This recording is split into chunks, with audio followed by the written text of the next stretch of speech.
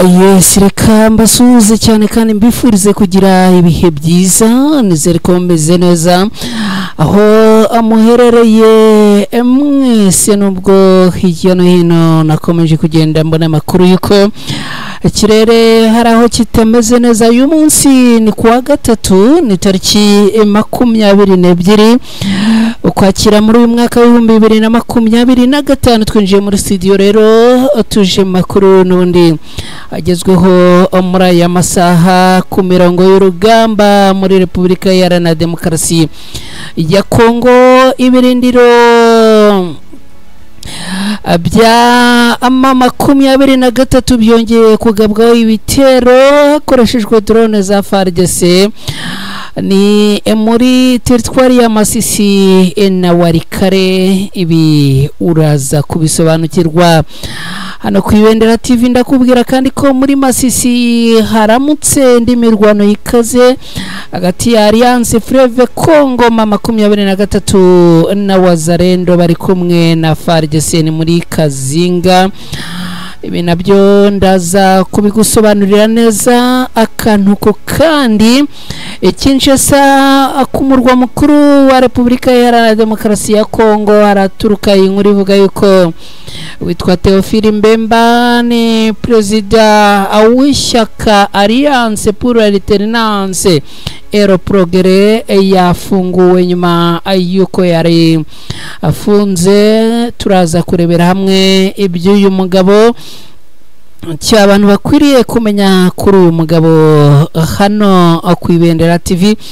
Uraza kubisobanukirwa hanyuma kandi tukiranga ku murwa mukuru w'iki gihugu cya Repubulika Iharanira Demokarasi ya Kongo Kinshasa. Abasirikare barimo komanda wa military police bakurikiranwaho ibyaha bikomeye cyane, akaba rero ari urusyo ruremereye ku mitwe yabo. Hanyuma kandi ndakubwira yuko kugeza ubu ngubu abajenerali bagera kuri 3 ba FARDC barashinjwa kujya mu mutwe ugambiriye guhirika ubutegetsi bwa Tshisekedi. Ibi nabyo uraza kubisobanukirwa. Ndaza kandi kukubwira yuko hari abarundi bagera kuri 3 barasiwe mu mujyi wa Uvira ni muri Kivu y'Amajyepfo muri Repubulika Iharanira Demokarasi ya Kongo. Abarundi rero bakaba ari abo mu gisirikare cya FDNB, bakaba rero bamaze kurasirwa mu Burundi mu mujyi wa Uvira muri Kivu y'Amajyepfo muri Repubulika Iharanira Demokarasi ya Kongo. Ibi nabyo ndaza kubikubwiraho hano ku Ibendera TV. Hanyuma rero aho uyerereye hose nongeye kuguha ikaze. Nizere ko meze neza, nizere ko guwe neza, nizere ko ubuzima bukomeje kugenda neza.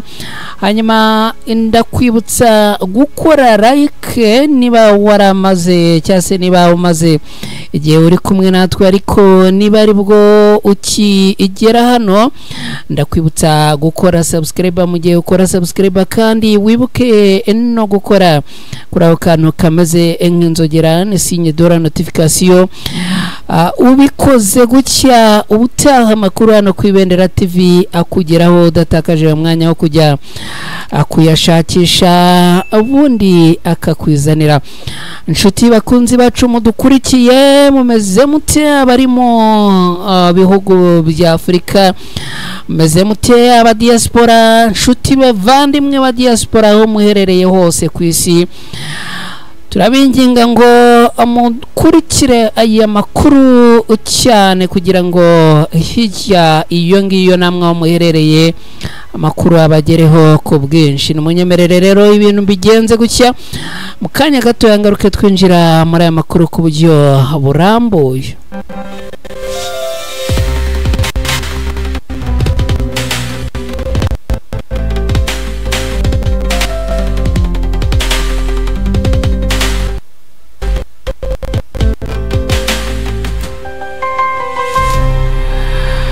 mwese nongeye kubaha ikaze abakoze subscribe hano ikaze abakoze like hano ikaze abatarakora subscribe namwe hano ku Ibendera TV ikaze abaherereye mu bihugu bya Afrika mwese ikaze abaherereye mu bihugu byo hanze ya Afrika namwe tubahaye ikaze.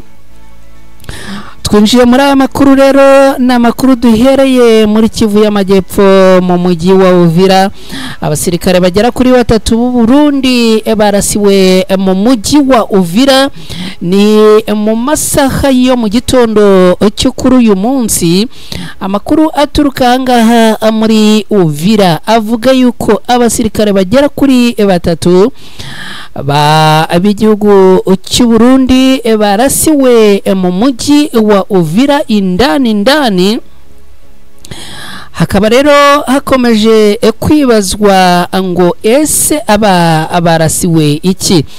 Amakuru aturuka ngaha aravuga yuko abasirikare bagera kuri 3 b'igihugu cy'u Burundi barasiwe mu mujyi wa Uvira ni muri Kivu y'Amajyepfo muri Repubulika Iharanira Demokarasi ya Kongo. Aba rero abarasiwe mu gace kitwa Mwaminifu Amani ni mu mujyi wa Uvira. Ubwo abaherereye ahangaha murahazi aka gace rero kitwa Mwaminifu Amani na gace gasa naho n'ubundi gaherereye mu majyepfo. Reka ndebe neza ntabwo ari mu majyepfo ahubwo ni mu gace ushobora kubara nkaho gaherereye mu majyaruguru y'uburengerazuba bw'uyu mujyi wa Uvira neza na gace kajya kwegera amashyamba. Rero akaba ariho abasirikare b'u Burundi barasiwe. Reka nkugezeho rero operasiyo neza kantu kandi kuko abasirikare bagera kuri 3 b'u Burundi barasiwe ahangaha. Mwijoro ryakeye Wazalendo zagize gucya zipangira operasiyo zapanze akaba ngo bashakaga akuza gusahura muri bice byegereye ahangaha kugira ngo hamenye neza na gace kegereye urusengero rwitwa Krishe no apana urusengero ahubwo ni uruganda rwitwa Krishe Duwire. Reka ndebe neza nago ari uruganda ahubwo n'urusengero rwitwa Krishe Duwire Tabernacle. Ahangaha rero niho Wazalendo zageze gucya nijoro zipanga operasiyo yo kuza kuhiba. Zipanze operasiyo yo kuza kuhiba rero ngo abari bari kuri patrouille bo ku ruhande rwa FARDC n'igisirikare cy'u Burundi baza kumva abaturage batabaza. Bumvishe abaturage batabaza rero baza kurasa mu kirere ngo kugira ngo ni nka bya bindi byo kurasa mu gihuru ngo urebe ikivumbuka. Barashe rero Wazalendo ngo zigira gucya ziritsimba. Zimaze kwitsimba ubwo ngubwo n'ubundi kuva mu masaha y'isa 10 za mu gitondo kugeza isa 11 n'ubundi abasirikare bo ku ruhande rw'igihugu cy'u Burundi na FARDC bari bakiri mu operasiyo ahangaha bagenda bazenguruka ariko ngo nta kintu abari babona. Mu masaha y'isa 3 rero kugeza isa 4 ngo nibwo Abazalendo babonye yuko nta kundi kuntu bari bubigenze. Noneho rero ngo barasa abasirikare bagera kuri 3 b'u Burundi ariko bikavugwa yuko nizi Wazalendo ngo harimo abarashwe muri zo. Biza rero kurangira abasirikare bagera kuri 3 batakarije ubuzima ahangaha muri operasiyo. Ariko kandi bikavugwa yuko ngo n'aba Wazalendo nabo hari abarashwe nubwo kugeza ubu imibare yabo itari yamenyekana. Ibi bije nyuma yuko izi Wazalendo zimaze iminsi aha muri uyu mujyi wa Uvira ndetse n'ahandi hirya no hino zigira guke zikinjira mu ngo z'abaturage zikajya gusahura, zikajya kwangiza, zikajya gufata abagore n'abakobwa ku ngufu. Ibi rero akaba ari byo byabereye ahangaha n'ubundi muri aka gace ka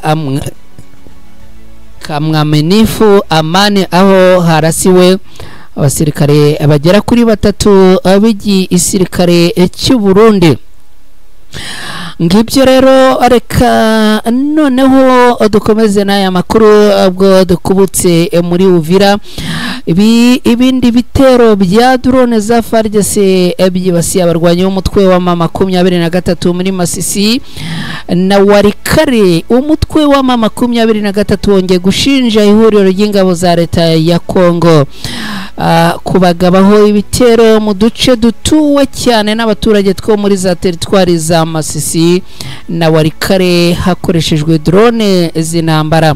Ni bitero umutwe wa M23 binyuze ku muvugizi wabo mu bya politiki witwa Lawrence Kanyuka yavuze ko byagabwe mu duce twa Nyarushyamba ni muri teritwari ya Masisi na Kashebere ho muri Warikare. Kaba byagabwe kuri uyu munsi, ni kuri uyu wa gatatu tariki 22 ukwakira muri uyu mwaka w'2025.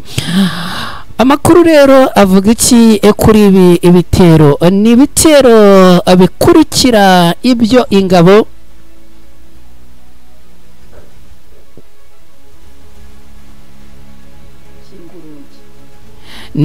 bikurikira ibyo izi ngabo zo ku ruhande rwa leta ya Kongo zagabye mu duce twa Mpeti na Nzibira ku munsi w'ejo ku wa kabiri tariki 21 ukwakira muri uyu mwaka w'2025. Ni bitero rero bagabye bakoresheje drone z'intambara zo mu bwoko bwa CH4. Nyuma y'ibi bitero rwanyi b'intare za Sarambwe bashinje leta ya Repubulika Iharanira Demokarasi ya Kongo kwica amasezerano y'agahenge bagiranye ndetse no gukandagira ibiganiro bya Doha. Ibyo uriya mutwe wise ko Kinshasa ikomeje kugaragariza isi yose ko tifuza gukemura amakimbirane bafitanye mu mahoro. Abarwanyi b'umutwe wa M23 nyuma yo gusaba abayobozi b'akarere ndetse n'amahanga akuzayibera umuhamya, yongeye gushimangira ko ifite uburenganzira bwo kwirwanaho ndetse n'ubwo kurinda abaturage biciye mu kujya guhagarika ibi bitero bikoreye aho bituruka. Ngibyo rero ko byifashe bikaba ibintu bikomeje kugenda bikomera cyane kandi bikomeje kuzamura urwego n'umwuka mubi cyane. Reka twerekeze muri Masisi, naho haravugwa imirwano yikaze cyane yongeye kubura hagati ya Alliance Fleuve Congo na M23 kuri uyu munsi. Se byifashe gute, bimeze gute? Ibi nabyo ndagira ngo tubyinjiremo ku buryo burambuye hano muri aya makuru. Birumvikana mu bice bitandukanye byo muri Repubulika Iharanira Demokarasi ya Kongo akomeje kubera imirwano ya hato na hato. Umujyi wa Kazinga rero ni mu murenge wa Oso Banyungu muri teritwari ya Masisi muri Kivu y'Amajyaruguru muri Repubulika Iharanira Demokarasi ya Kongo kuva mu gitondo cyo kuri uyu wa gatatu tariki 22 ukwakira muri uyu mwaka turimo 2025 hari kubera imirwano ikaze hagati ya Alliance Fleuve Congo M23 barimo guhangana na Wazalendo. Amakuru agera ku Ibendera TV aravuga ko Alliance Fleuve Congo M23 ngo yongeye kwisanga muri iyi mirwano muri iki gitondo cyo kuri uyu munsi. Urusaku rw'intwaro ziremereye nizoroheje rwumvikanye bitera ubwoba mu baturage ba Kazinga mishinga no mu midugudu ihakikije. Amakuru akomeza avuga ko mu rukerera rwo kuri uyu wa gatatu indi mirwano hagati y'impande zombi yabereye ahitwa ndetse na Showa muri icyo gice, ariko ngo kurasana nago byatinze kugeza ubu ngubu. Rero amakuru aturuka ahangaha aravuga yuko ibintu bikomeje kuba bibi muri aka gace ka teritwari ya Masisi kamaze kuba izingiro ry'imirwano hagati y'inyeshyamba za Alliance Fleuve Congo 23 bahangana na Wazalendo kuva muri Mata muri uyu mwaka turimo 2025 muri Repubulika Iharanira Demokarasi ya Kongo. Reka noneho rero mu gihe dukomeje n'aya makuru dukomereze i Kinshasa muri Repubulika Iharanira Demokarasi ya Kongo, ni ku murwa mukuru w'iki gihugu cya Repubulika Iharanira Demokarasi ya Kongo. Turebere hamwe uko ibintu byifashe i Kinshasa. Rero umugabo witwa Théophile Mbemba ni perezida w'ishyaka Alliance pour l'Alternance et le Progrès AAP cyase AAP, ni iwe rero warumaze iminsi mu maboko ya leta ya Kongo. Ubu rero akaba yarekuwe. Se iby'uyu mugabo byo byifashe gute? Perezida w'ishyaka Alliance pour l'Alternance et le Progrès AAP ni Professor Théophile Mbemba Fundu yatawe muri yombi mu gitondo cyo ku munsi w'ejo ku wa kabiri tariki 21 ukwakira muri uyu mwaka 2025 n'abakozi b'ikigo gishinzwe ubutasi muri Repubulika Iharanira Demokarasi ya Kongo, ariko aza kurekurwa mu masaha y'umugoroba w'ejo nk'uko bitangazwa n'amakuru ya agiye ahagaragara mu itangazo ryasohowe n'iri shyaka muri iki gitondo cyo kuri uyu munsi.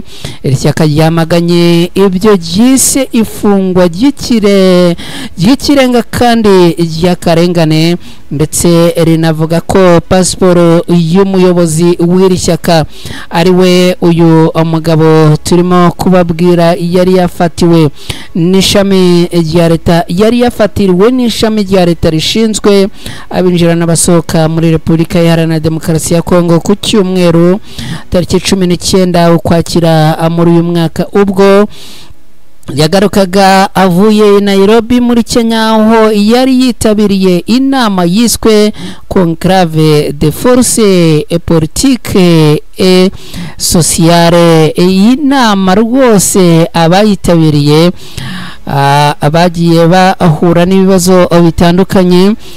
Iyi ngiyi rero akaba ari nayo yashingiwemo ihuriro ryiswe Sauver la Démocratique République du Congo. Ni ducishirije ni kuvuga tubarokore abakongomani. mu itangazo ryasinyiwe Kinshasa rero iri shyaka abagize bati iri shyaka ryamaganye mu buryo bukomeye iki gikorwa cy'akarengane gisenya uburenganzira bw'ibanze bw'umuturage n'agaciro k'imiyoborere ishingiye kuri demokarasi muri Repubulika Iharanira Demokarasi ya Kongo. Iri shyaka yasabye ko Théophile Mbemba arekurwa ko kanya kandi nta kintu na kimwe asabwe, ndetse ko na pasiporo ye isubizwa. Nyuma y'amasaha make Seth Kikuni, umwe mu bayobozi b'umutwe Sauver la République Démocratique du Congo, yemeje ko Professor Mbemba yarekuwe abinyujije ku rubuga rwe rwa X yahoze ari Twitter, agira ati Professor Théophile Mbemba yarekuwe. Murakoze ku bufasha bwanyu, tubarokore cyase tubarengere Repubulika Iharanira Demokarasi ya Kongo. Uyu mugabo witwa Théophile rero wari watawe muri yombi yigeze kuba minisitiri w'uburezi bwo hejuru n'amashuri makuru mu gihe cya Joseph Kabila, akaba kandi yarabaye guverineri wa Kinshasa, akaba umuyobozi w'ibiro bya perezida Kabila igihe yarayoboye, aba n'umudepite w'igihugu, ubu akaba ari umwe mu bayobozi bakomeye mu batavuga rumwe n'ubutegetsi bwa leta ya Kongo. Twihuse n'aya makuru, reka twerekeze nanone Kinshasa. Abasirikare barimo komanda wa military police bakurikiranyweho ibyaha bikomeye cyane, akaba rero hari abasirikare bagera ku 8 bo muri batayo ishinzwe ikinyabupfura no kuvuga police militaire cyase military police iri mu gisirikare cya Repubulika Iharanira Demokarasi ya Kongo FARDC, bakarero batangiye kuburanishwa ku cyaha cyo gutesha ubumuntu no gufata bunyamaswa imfungwa bakoreye witwa Honorine Pochas, uherutse kugaragazwa nk'umwe mu baherutse kugerageza kwiba banki Kinshasa no gufata bugwate abari bayirimo.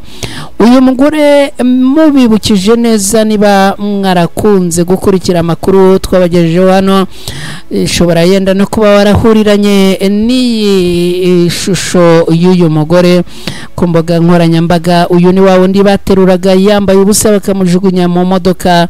Abakoze ibingibi rero ubu ngubu batangiye kuburanishwa. Abaregwa barimo abasirikare bakuru benshi batangiye kuburanishwa, bakaba baratangiye kuburanishwa ku munsi w'ejo bundi kuwa mbere tariki 20 Ukwakira muri uyu mwaka, n'imbere y'urukiko rukuru rwa gisirikare rwa Gombe ni Kinshasa, murwa mukuru wa Repubulika Iharanira Demokarasi ya Kongo. Mu baregwa harimo Colonel Desire Mumesa Kimpwene, akaba ari umuyobozi wa batayo, ndetse n'aba ofisiye benshi barimo Captain Ferdinand Kongani Baguba, hakaba Captain Dieudonné Mwamba Paipo, hakaba Sulietona Omari Idrisi Rongongo, hakaba Jida de la première classe Jacques Kamenga Mukera, hakaba Sergeant Bachelier Mbachindo Mbasi, hakaba n'abasolda Gayi Chendera Kayembe na Atichiki Modaya Akengo. Amashusho rero y'uyu muntu witwa Honorine Poche ni wa mugore wa agaragaye ashyirwa mu modoka, ariko arimo kwambikwa ubusa, bikavugwa yuko sibye no kumwambika ubusa ngo yaba yaranafashwe ku ngufu. Reka dukomeje n'aya makuru tunagenda twerekeza ku musozo, twerekeze kuri inkuru ivuga ko abajenerali bagera kuri 3 ba FARDC barimo gushinjwa kujya mu mutwe ugambiriye guhirika ubutegetsi bw'Kinshasa muri Repubulika Iharanira Demokarasi ya Kongo. Abasirikare 3 bo ku rwego rw'abajenerali bo mu ngabo za leta ya Kongo FARDC bamaze amezi arenga 2 baratawe muri yombi, bakaba bashinjwa kujya umutwe ugambiriye guhirika ubutegetsi bwa Perezida Tshisekedi.